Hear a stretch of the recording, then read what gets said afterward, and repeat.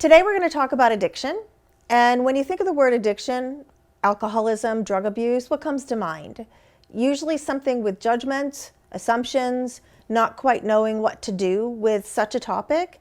And hopefully you'll get some clarity from the information I'm going to share with you today. Most of us are affected by someone that we know that's using, that's troublesome behavior, and we don't quite know what to do. And for every person that's addicted, it affects at least a minimum of 8 people. And in this segment, you're going to learn more about the facts about addiction and what we can do about it. The common concern that people usually come in saying is something's broken and I can't fix it and I don't know what to do with it. And something's wrong and I need some direction on what to do. And so if we are talking about a problem and we don't have the right one, you go to the doctor because you're feeling depressed or anxious or someone's making a bad choice. If the questions aren't asked about intake for medicine, alcohol, whatever else might be being used, whether it could be pornography, it could be food, it could be anything that you're using to not feel. If the questions aren't asked, then the solution to the problem is not going to be correct. And it's really important that you go to somebody that understands the whole realm of mental health issues, including addiction. So the thing I want you to think about is, this is not about the actual substance, because the substance itself, we have a choice whether we want to use it or not. You can put it on a table and it can just sit there and we can choose to pick it up or not. But first you think about, I have a desire to use, and then you go do it. So the problem is not in the substance, it's in our thinking. And the problem is not it, it's us. And usually when someone's using, there's a lot of secrets they keep to themselves. They don't want to talk to other people. They don't feel comfortable in front of other people, and they isolate, and we need to get a connection back and connect with other people that can help us. And they normally don't want to do that. So we have to help them decide that they need to connect with a power greater than them, with themselves, and with others. And that's a tough thing to do. So today we're going to talk about the facts and myths of addiction, of other factors when it comes to drugs and alcohol. What are the drugs that are out there right now that are the most troublesome? And in segments to come, we'll talk more about different types of addiction and different types of medication and such. Okay, so let's talk about some facts. The fact is that addiction has no respect for class, age, race, religion, education. It affects everyone the same. And it is a disease of the brain. And it literally changes the physiological factor in the brain. And it places stress on the whole family, not just that one person, as we talked about before. The myths are, I can just have a beer. I can just have one. Or I just drink beer. I don't drink alcohol. I just smoke pot. I don't do heroin and all that. So I don't have a problem.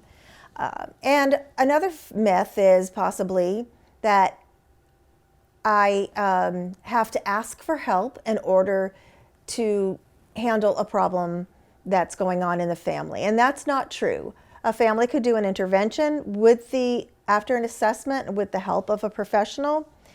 And so it's possible. You don't have to wait till they hit bottom. Another assumption is that these people don't have any morals, that they aren't fixable, and that one-on-one counseling won't work. And none of that is true. Each of us respond differently, and the truth is we have to connect with other people.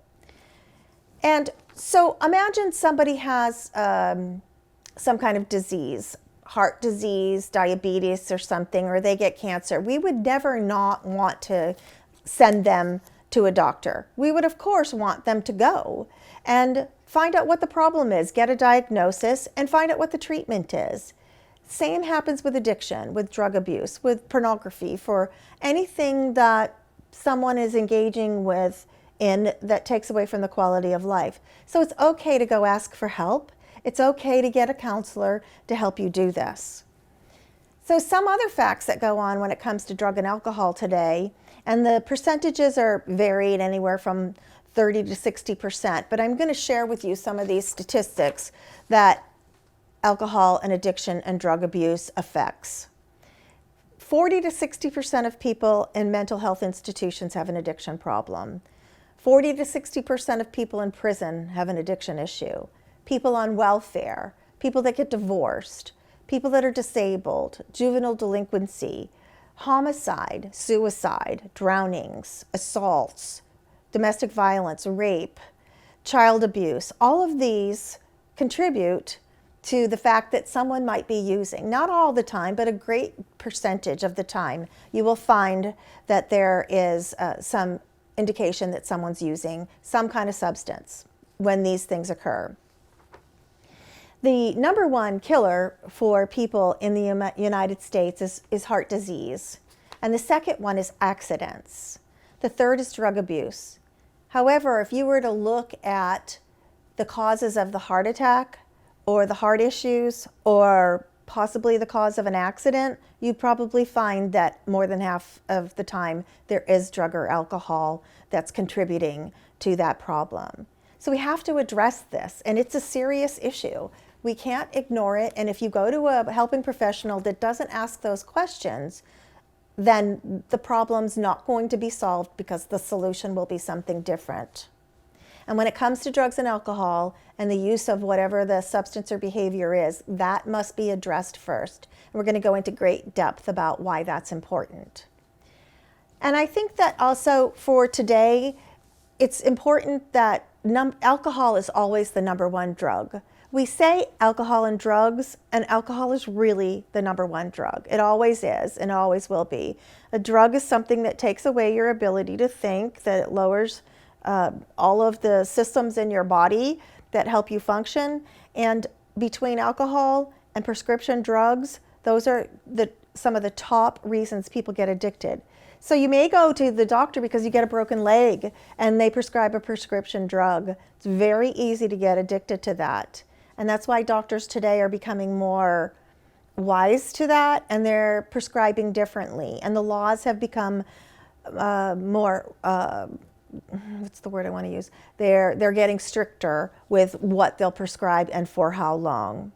The other ones that are still hurting us today, and I think they will for a long time, are the synthetic weed.